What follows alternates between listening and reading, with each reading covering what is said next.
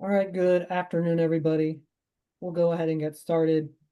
I will just give a couple of reminders. I know it's probably been a little while since we've all been on Zoom together, at least certainly for one of these meetings. So again, if you could just keep your microphone muted throughout the presentation, we'd greatly appreciate that. You should be able to find that little microphone icon near the bottom of your screen. If you hover over it, you should be able to turn that off. If you could turn your video off as well, that would be great. Well, there aren't a ton of us on right now, so it's probably not a big deal either way. Um, if you do have questions for Terrence during the actual meeting, during his presentation, you could type those into the chat box. You should be able to access that near the bottom of your screen as well. But being that we've got a smaller group here today, at the end of his presentation, you're certainly welcome to unmute yourself and ask him questions directly as they pertain to your orchard. So with that, I'm going to give a couple of brief updates as to what I've been seeing down in the capital region. I was able to make a visit down there on Friday, so I'm sure things have moved a little bit, certainly since yesterday and certainly this afternoon with the warmer weather that we've been having now. But a couple of the things that I noticed while I was down in the area with the cool temperatures we've had, bloom is certainly spread out by variety by a good amount, particularly down there where I know a lot of you are growing many different varieties. So bloom does seem to be fairly spread this year. When we look at Mac full bloom, southern portions of Saratoga County, I was estimating around May 3rd or May 4th. If you go up the road a little bit into Burnt Hills, Ballston Spa area, that probably moves out quite a few days, maybe around May 10th, if not a little bit later. So pretty big spread in terms of that. And certainly as we go through Terrence's examples today, something we want to be mindful of for our overall thinning window when we look at the carbohydrate model outputs and whatnot. But he'll be talking about that at length. Looking at bloom itself on a couple different varieties, I would say bloom quality looks very good this year for the capital region. I looked at a couple different varieties on a couple different farms, looking at some of the heavy hitters that we usually look at, the Max, the Honeycrisp, whatnot. And for the most part, really good overall. Um, in terms of return bloom, Honeycrisp blocks look to be fairly on this year. There were a couple that maybe were down at 50% or so, if not a little less, but the blocks that I looked at had pretty strong return bloom. I think there's a couple Fuji blocks that might be a little light as well, but for the most part, across a lot of varieties, it looked like we had really good bloom this year. Looking at the individual flowers themselves, a lot of what I was seeing looked really healthy in terms of kings and laterals, except for maybe a couple of Honeycrisp blocks in lower lying areas on a farm or two, where there might have been a few kings missing.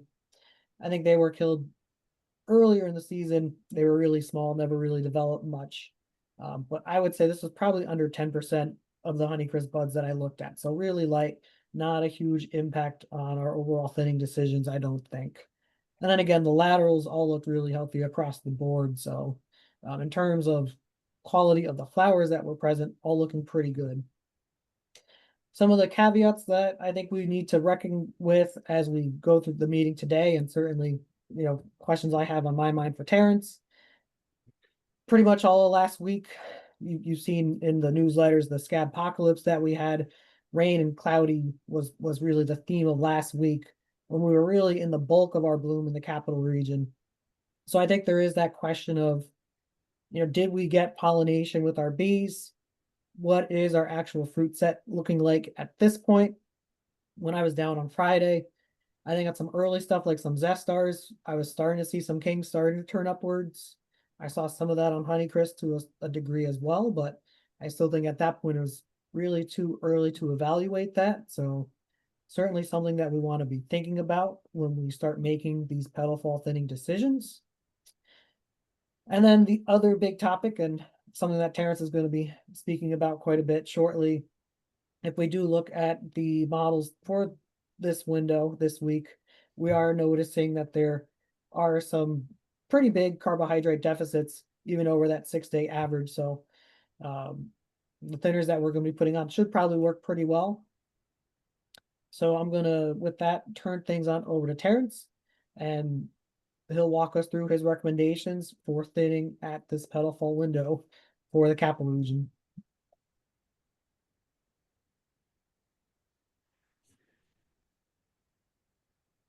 Good afternoon, everybody. It's a pleasure to be back with you today, and I think it's an exciting time this year. That it looks like we're going to have a really nice period to do pedal fall thinning. And just to give the final answer at the beginning, I think this particular spray is going to be a critical part of our thinning. We're going to get a substantial amount done at the pedal fall window. Let me try to explain why I would say that. So if we review the steps that we have suggested that you consider when thinning, especially when you're thinning Gala or you're thinning Honeycrisp, to use blossom thinning as the starting point. This year we recommended using lime sulfur and oil and to spray at the 80% on the pollen tube growth model. But we're past that in the Capital District and certainly south of Albany as well. And so we're looking now at the petal fall spray, which we would time when fruits are between 5 and 6 millimeters. That tends to coincide with what we see on the carbohydrate model as the 110 to 130 degree days after bloom. And we will be entering that window in a couple of days at the Clifton Park weather station that I've based most of this presentation on. We have another opportunity coming up and a week later when fruits are 10 to 12 millimeters. But who knows what the carbohydrate balance, whether it's a deficit or surplus, will be at that time. So I'd hate to see people miss out on this opportunity at petal fall for what I think will be really good thinning. Currently, it looks like we've had kind of a normal year. Green tip was not extremely early in the Capital District, early April, but we had cool temperatures and rainy temperatures between green tip and pink.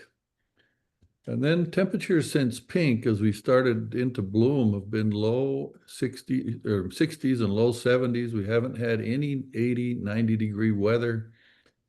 And that resulted in kind of a slow bloom development, at least 7 days long. Now, bloom was pretty good in most blocks. Based on what Mike told me, I targeted it between May 2nd and May 7th, depending on the variety and location. If you're south of Albany, certainly it would have been a little bit earlier.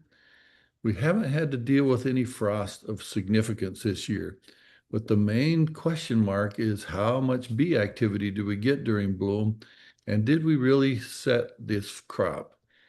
Now, in some years, many growers would opt to be cautious and wait and see if there really is set before spraying.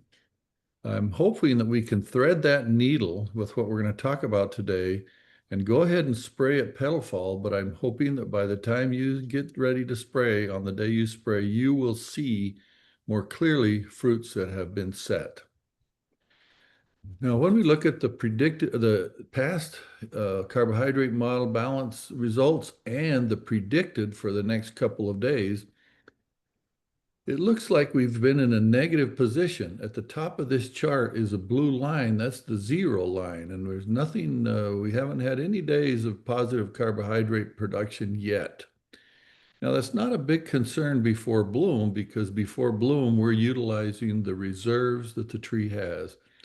But once we get to bloom, and particularly when we get to petal fall, then we're depending on the daily production that the tree produces.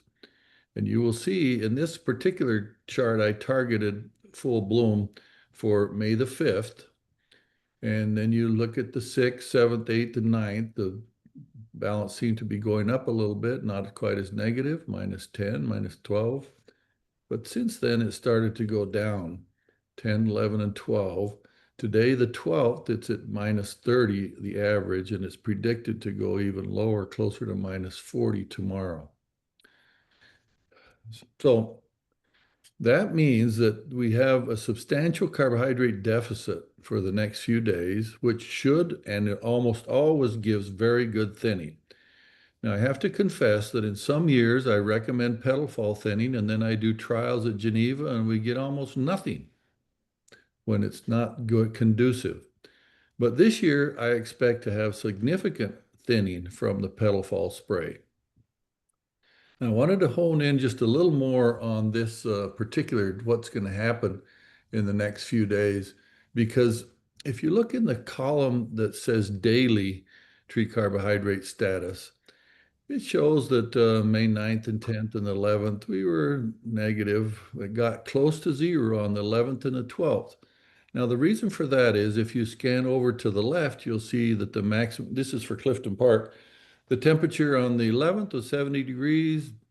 At nighttime, 48, still kind of cool, but the radiation was high. 27.8 is a very, very sunny day. That was yesterday, Sunday. Today, the 12th, it's higher temperatures and also still quite sunny. It's 22, but it's predicted to be changing to much cloudier conditions. Though the 13th, 14th, 15th, 16th, and 17th up through Friday, we're going to have solar radiation levels down to half of normal. And that creates a carbohydrate deficit. Secondly, you look at the temperatures in the first column, they're not extremely high and they're not in the 80s, but the nighttime temperatures are warm. Whenever we get nighttime temperatures in the 60s, that means we're going to get substantial thinning. So pretty decent daytime temperatures in the mid to high 70s, but high nighttime temperatures and cloudy conditions all combine to give these daily deficits of minus 43, minus 45, minus 53, and minus 38. Now, we don't rely too much on just one day's deficit or surplus. We average over 6 days. But since the model doesn't predict more forward than the 17th, it only will calculate that average up through tomorrow. So you can see that the average on the 6 day average has gone from, minus 13, minus 16, minus 21, minus 30, but now down to almost minus 40. And I predict that tomorrow will be even more negative. That probably, I'll call you back. that, Hi, Dave. It's 3:15, and I'm at the house. so if tomorrow ends up having a more negative 6 day average, that would be a little bit of a concern. Now, the last column of numbers is the degree days, and you'll see that we're progressing rapidly.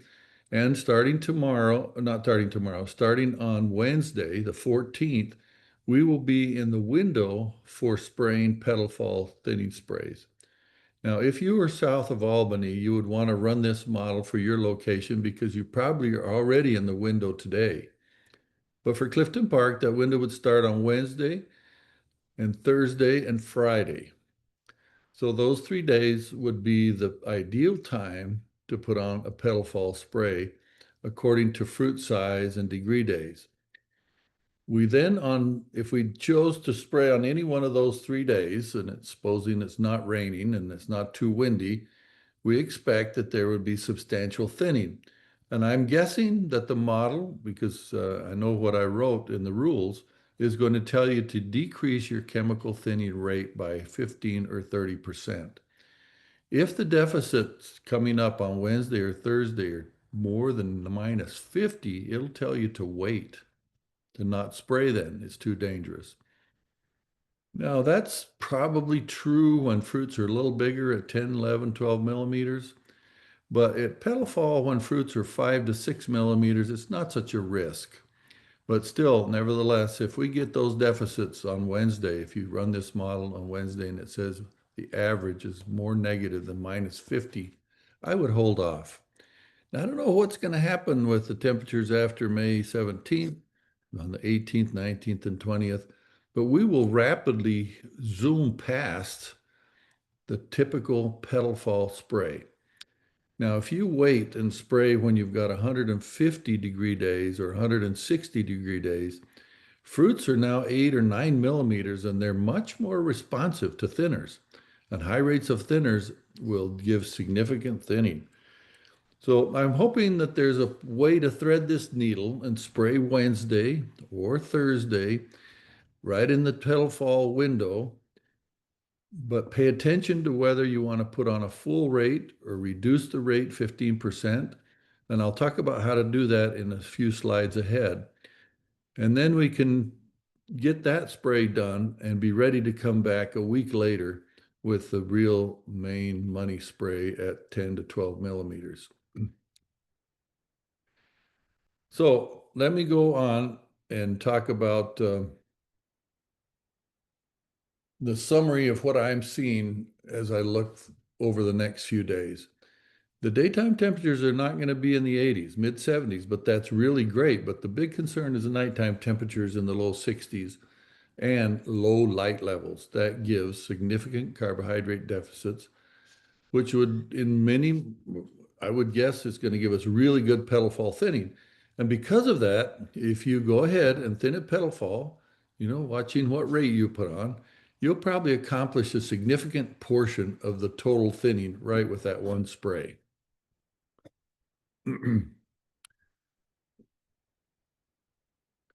So what I would suggest, I'm just going to put up two varieties, and in the discussion, we can talk about any other varieties that you want. We suggested for bloom to spray lime, sulfur, and oil. That's already passed. But for petal fall for Honeycrisp, I'm suggesting 4 ounces of NA with some 7. Now, if the carbohydrate model says to reduce by 15 to 30%, I would just reduce that down to 3 ounces, and I'll show you in a few minutes exactly how that calculation works. Once we get out to the 10, 11, 12 millimeter size of fruits, 4 ounces is too much, but 3 ounces is really great in most years for Honeycrisp. Now, I want to comment that people with Honeycrisp who choose not to put on a bloom spray and not to put on a petal fall spray almost always have biennial bearing. Even if you get good thinning when fruits are 10 to 12 millimeters, the trees just will not return bloom unless you have a substantial petal fall NA and 7 on and a substantial bloom thinner of either lime, sulfur, and oil or NAA or ATS. Now, if we got in a situation, which I don't think will be in this year, that things just did not thin, we couldn't get Honeycrisp thin, because I think we're going to do a great job in the next few days, then you'd come in with a combination of Exceed and Maxell. Now, Gala is a slightly different story because there we focus and build the whole system around Maxell to improve fruit size. Once again, for bloom, I'd like sulfur, lime, sulfur, and oil. But at petal fall, we start right in with Maxell. And this will be an excellent year to put Maxell and 7 on because it's going to be relatively nice temperatures, daytime and warm nights, and it'll work beautifully. I've also had really good luck with Maxell and Exceed at petal fall, but I think this year the straight Maxell and 7 will just do a wonderful job. That can be followed up by another shot of Maxell and 7 at fruit size 11 and 12 millimeters. If we got in a situation where we didn't get much thinning out of the earlier sprays and we needed one more, we would use Exceed and Maxell when the fruits are relatively big. But this year, it looks like we'll probably get really good thinning now at petal fall, and we can finish it up when the fruits are 10 to 11 millimeters. I want to just review with you quickly how to determine how much chemical to put in the tank and how you would reduce the amount of chemical if you saw the carbohydrate model says reduced by 15 or 30%.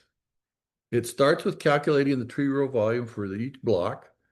And the formula for tree row volume is in the recommends. It's fairly simple.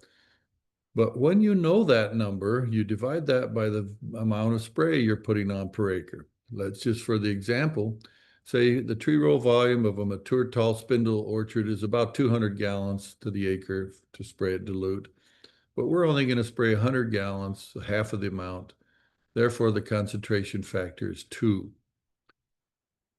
We use that concentration factor to multiply that by the suggested rate I said. Now, in the previous slide, I said for petal fall, I'd like to see 4 ounces of NAA. You multiply that by 2, that would give 8 ounces per 100. And then each sprayer has 500s in it for 500 gallons. So multiply that by 5, that gives 40 ounces of fruit tone L or Pomaxa per tank. Now, let's suppose that you wanted to reduce your rate by 15 or 30%. And I suppose the easiest way to do it is just to put on 3 ounces. So you'd have 3 ounces times 2, it'd be 6 ounces per 100 times 5. That would be 30 ounces that goes in your sprayer tank. So it's a difference between 30 ounces and 40 ounces, depending on what the carbohydrate model says Wednesday or Thursday that you would want to spray. Now, one last little reminder, when we put surfactants in, which I'm going to suggest not to use this year, we don't use concentrating for those. A couple of other pointers. I think it's essential that you look at each block, and if you're looked and there's no king damage, just go ahead and follow the carbohydrate model using full rates when it calls for it and slightly reduced rates when it suggests that. But where kings and laterals are damaged, I might just wait until the 12 millimeter spray before deciding what to do. It's useful to spray when fruits are between 5 and 6 millimeters. That corresponds to about 100 to 130 degree days, which according to the Clifton Park forecast is going to open, it will be at Wednesday, Thursday, and Friday. For more north of there, Saratoga, it'll be maybe Thursday, Friday, Saturday. For south of Albany, it probably has already started today, tomorrow, and Wednesday. For this spray, we like to nozzle the sprayer so that more goes in the top than in the bottom. 1/3 to the bottom half of the tree and 2/3 of the output to the top half of the tree. Now I put this recommendation number 4 out for a couple of years, and just to repeat it, in years where we don't have or a deficit, we have a carbohydrate surplus, I would encourage you to put Regulate with your NAA and 7. But on years like this, where we have a substantial carbohydrate deficit, I hope you will not put Regulate in. I think you'll overthin if you put Regulate in. So it's just a question of what the model says. If it's a positive surplus, include Regulate. If it's a deficit, do not include Regulate. Well, this spray I hope will go on without any trouble in the next few days. It's perfect timing for this meeting. And it looks like we're going to have decent weather to give good thinning. But after you've sprayed, you then have the question, how much thinning did you achieve? And so I think it's essential that somebody in the region measure fruit growth rate using the fruit growth rate model. We measure fruitlets about 50 degree days after the petal fall spray, and then again at 120 degree days after the petal fall application. We measure by hand using calipers, or the alternative method is the fruit distribution model that Todd Einhorn in Michigan developed, which also works. You can get the fruit growth rate model using the Malusim app, which you can download from the Apple Store or from the Android App Store. I don't know if Mike's planning to measure any fruits, but even if he's not, I hope somebody in the Capital District will measure fruits and send me the data so that we can talk about it at the next thinning meeting, which will be in preparation for the 10, 11, 12 millimeter spray. It would just give me a lot greater sense of what happened through the petal fall spray if somebody could give me fruit growth rate data. I'll end with this. As you're growing Honeycrisp, these are the essential steps to get repeat bloom. We've had the best success when we put on a bloom spray and a petal fall spray. If we don't put on those two, we almost always have biennial bearing. But those two followed by a 10 to 12 millimeter spray, and then the series of 4 ethereal sprays starting when fruitlets are about 16 millimeters. First one at a half rate, a half pint, and then the last 3 at a full pint to the acre. They're about every week up through about the 20th of June to the 1st of July.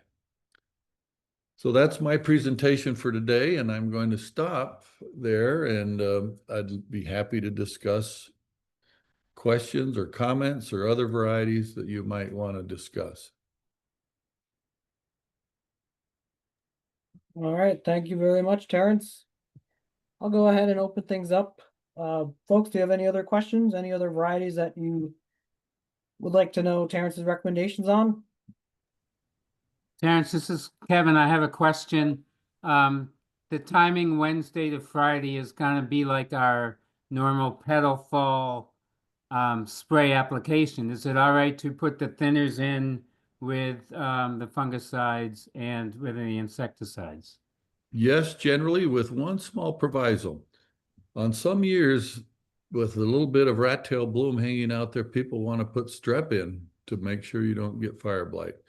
If you use strep, do not put the Regulade for the strep in the tank because that Regulade will then make the NAA much more potent. But it can generally be mixed just fine with the fungicides and insecticides. I would leave out any foliar nutrients if you have thinners in the tank because they also increase the absorption and effectiveness of the thinners. But it's normal fungicide and insecticides are fine. Awesome, thank you.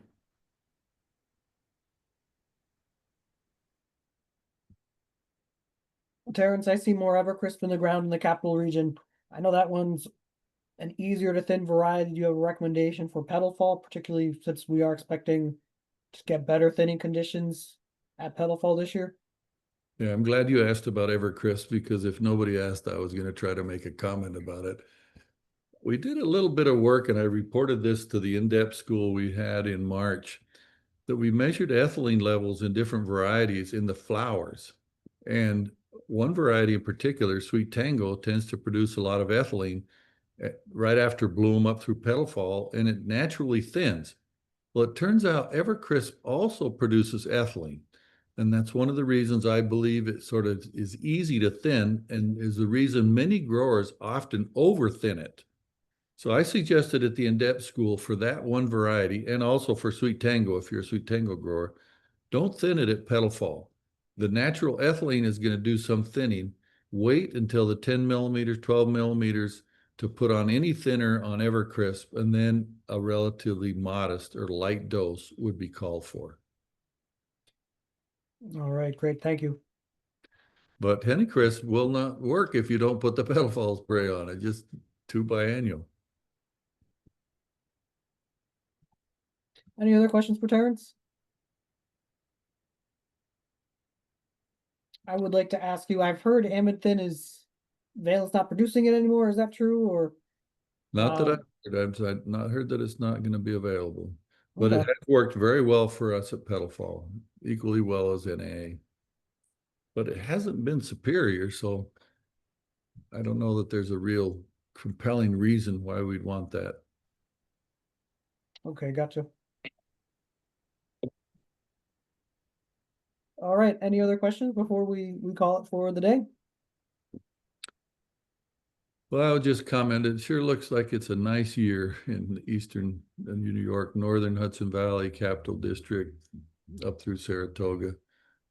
And I wish you the best. All right, well, thank you very much, Terrence. We'll get this summarized up and hopefully out in tomorrow's alert, folks. And we were recording this, so we will get this video link out to you probably tomorrow as well.